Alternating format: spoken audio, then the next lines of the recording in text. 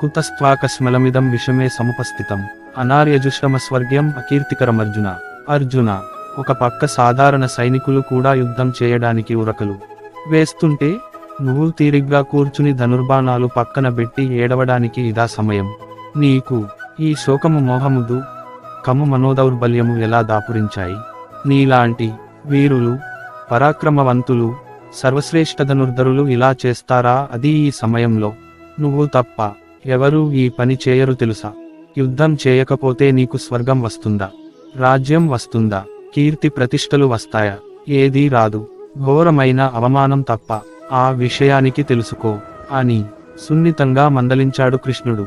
ఏ పని చేయడానికైనా సమయం సందర్భం ఉంటాయి. భక్తి పుణ్యానికి ఏడుస్తూ కూర్చుంటే చిరాకు పుడుతుంది. అటువంటి చిరాకే కృష్ణుడికి పుట్టింది. ఇంకా యుద్ధం మొదలు కాలేదు. ఎవరూ చావలేదు. ఎవరూ